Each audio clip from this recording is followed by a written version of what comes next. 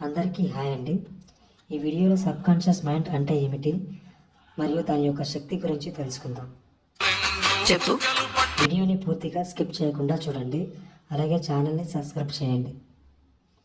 ఇక విషయానికి వెళ్తే, ముందుగా సబ్కాన్షియస్ మైండ్ అంటే మన థాట్స్, భావాలు, నాలెడ్జ్ అంతర్గతంగా నిలిచే స్థానం. అది మన నాలెడ్జ్ ఒక అద్భుతమైన యంత్రం. దీనిలో మనం తెలుసుకొని చేసే థాట్స్, ఫీలింగ్స్, ఎమోషన్స్ మాత్రమే కాకుండా మన సబ్కాన్షియస్ మైండ్ కూడా చాలా ముఖ్యమైన పాత్రను పోషిస్తుంది. సబ్కాన్షియస్ మైండ్ అనేది మన ఆలోచనలకు మరింత లోతైన స్థితి. ఇది మనం సృష్టించిన అన్ని భావనలను, నమ్మకాలను, అనుభవాలను మరియు వరీస్ని నిలిపి ఉంచుతుంది. ఈ సబ్కాన్షియస్ మైండ్ యొక్క శక్తి చాలా గొప్పది. మనం పరిగణలోకి తీసుకునే ప్రతి ఆలోచన, అభిరుచి లేదా నమ్మకం ఒక ప్రత్యేకమైన ప్రభావాన్ని మన జీవితంపై చూపుతుంది. ఇది మన జీవితాన్ని ఆలోచన ద్వారా మారుస్తుంది. ఉదాహరణకి, ఒక వ్యక్తి అనేక విధాలుగా చెడుగా ఆలోచిస్తే ఎక్కువగా ప్రతికూల పరిస్థితులే ఎదురవుతాయి. వారి జీవితంలో అనుకూల పరిస్థితులు చాలా తక్కువగా వస్తాయి. అదే పాజిటివ్గా ఆలోచిస్తే మంచి ఫలితాలు లభిస్తాయి. విశ్వాసాలు మరియు లక్ష్యాలకి మద్దతు ఇవ్వడమే కాకుండా దశల వారీగా జీవితం కూడా మెరుగుపడుతుంది. సబ్కాన్షియస్ మైండ్ని ఎలా ఉపయోగించాలో, దాన్ని ఎలా పాజిటివ్గా మార్చాలో తెలుసుకుంటే మనం మన లక్ష్యాలను చేరుకోవడంలో, శాంతిని, సంతోషాన్ని మరియు ఆరోగ్యాన్ని పెంచుకోవడంలో గొప్ప విజయాలు సాధించవచ్చు. అది ఎలాగో మీకు ఒక చిన్న కథ ద్వారా చెప్తాను. ఒక గ్రామంలో రామయ్య అనే వ్యక్తి ఉండేవాడు. అతను చాలా కష్టపడి పనిచేసే వ్యక్తి, కానీ అతని జీవితం ఎప్పటికీ మంచి మార్గంలోకి వెళ్ళలేదు. చాలా ప్రయత్నాలు చేశాడు, కానీ ఎన్ని ప్రయత్నాలు చేసినా అతను తన లక్ష్యాలను చేరుకోలేకపోయాడు.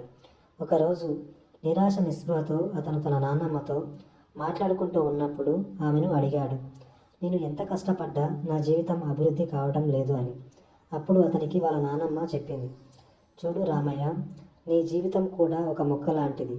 మొక్క ఎదగటానికి, వృద్ధి చెందటానికి మంచినీళ్ళు, ఎండ, వాయువులన్నీ అవసరం.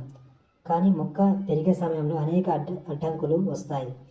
అయినా కూడా అది భూమిని చీల్చుకొని పెరుగుతుంది. అలాగే మనిషి కూడా తన జీవితంలో అనేక సవాళ్లను ఎదుర్కొంటాడు.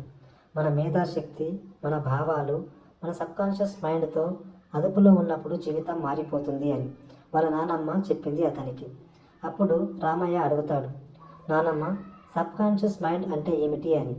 అప్పుడు వాళ్ళ నానమ్మ చెప్తుంది, సబ్కాన్షియస్ మైండ్ అంటే మన ఆలోచనలు, భావాలు, జ్ఞానాలు అంతర్గతంగా నిలిచే స్థానం. మనం దేని గురించి అయితే ఎక్కువగా ఆలోచిస్తే అది మన సబ్కాన్షియస్ మైండ్తో నిలిచిపోతుంది. ఆ థాట్స్ మన ఆచారాలను, పనులను, మన జీవిత దారిని ప్రభావితం చేస్తాయి. ఈ మాటలు రామయ్యకు చాలా ప్రభావితం చేశాయి. ఆయన ప్రతిరోజు తన దృష్టిని, ఆలోచనలను పాజిటివ్గా మార్చే ప్రయత్నం చేశాడు. ప్రతిరోజు అంచనాలు పెట్టుకొని తన లక్ష్యాలను దృష్టిలో ఉంచుకొని పనిచేయడం ప్రారంభించాడు. ఎప్పుడు కూడా ప్రతికూల ఆలోచనలు దరికి రానివ్వలేదు. కొన్ని నెలలు గడిచాయి. రామయ్యకు చాలా మార్పులు కనిపించాయి. అతని జీవితంలో శాంతి, సంతోషం మరియు విజయాలు వచ్చాయి.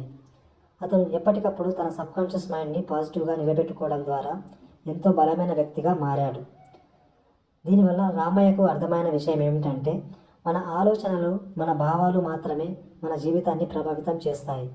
సబ్కాన్షియస్ మైండ్ శక్తిని మనం జాగ్రత్తగా ఉపయోగిస్తే అనేక ఆర్థిక, భావోద్వేగ మరియు శారీరక స్థాయిలలో విజయాలను సాధించవచ్చు అని. ఈ వీడియో నచ్చితే లైక్ చేసి షేర్ చేయండి. మరిన్ని ఇలాంటి వీడియోస్ కోసం ఛానల్ని సబ్స్క్రైబ్ చేయండి. Thanks for watching.